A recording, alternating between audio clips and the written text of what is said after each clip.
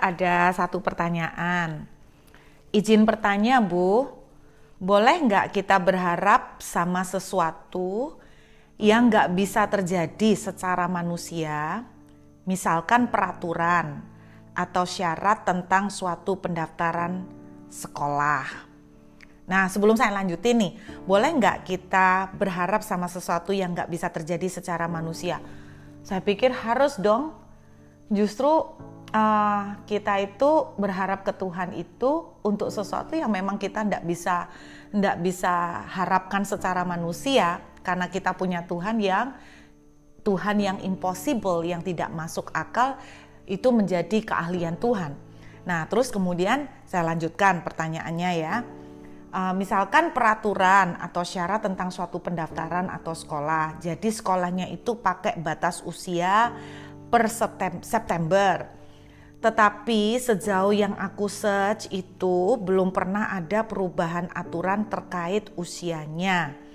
Jadi ini ceritanya mau daftarkan sekolah yang dituju itu ketat banget dengan peraturan soal usia.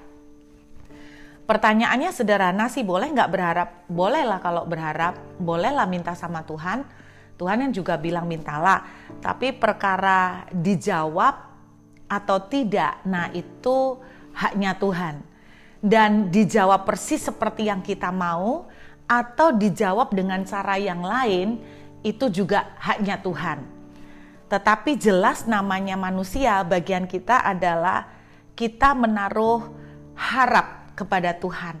Tentunya untuk hal-hal yang kita nggak sanggup kita lakukan. Nah, bicara tentang usia nih, soal usia pendaftaran sekolah.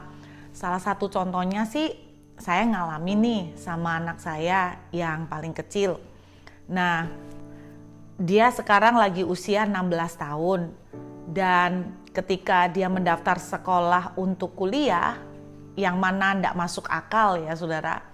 Usia 16 tahun, dia mendaftar untuk kuliah.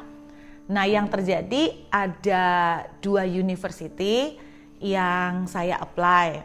Yang kebetulan di 2 universitas ini ada jurusan yang dia minatin. Nah, ketika mendaftar, ada di antara 2 ini ada salah satu uni yang paling diminatin anak saya.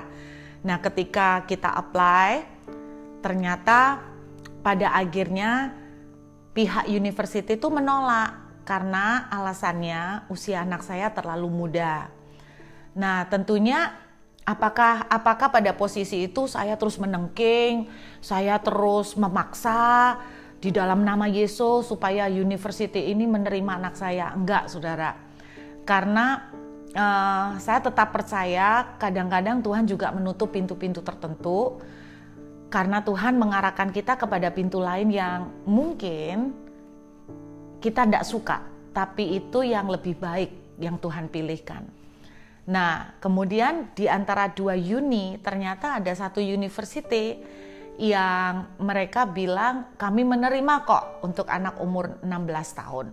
Jadi anak saya masuk ke sekolah yang ini.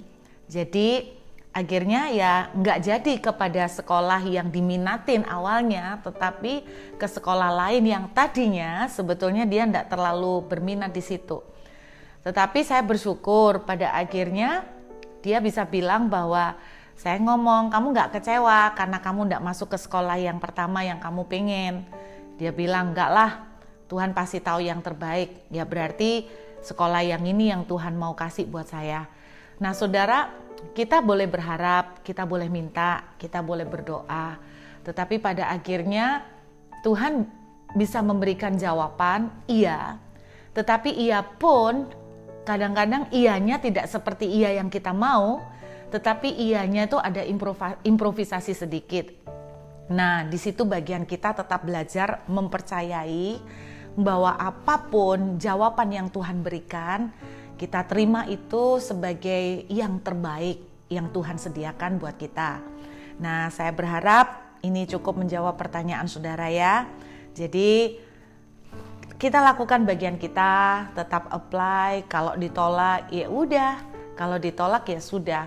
Kalau memang pintu itu terpaksa ditutup terus, nggak buka-buka, kita udah berdoa, kita udah menaruh harap, kita udah beriman, bahkan mungkin kita sudah puasa, tapi tetap itu tetap tertutup. Ya udah saudara, kata orang nih, kalau memang kita udah berdoa melakukan bagian kita dan pintu itu tetap tertutup, itu saatnya kita belajar untuk mengikhlaskan, untuk belajar kerendahan hati untuk menerima pengaturan Tuhan.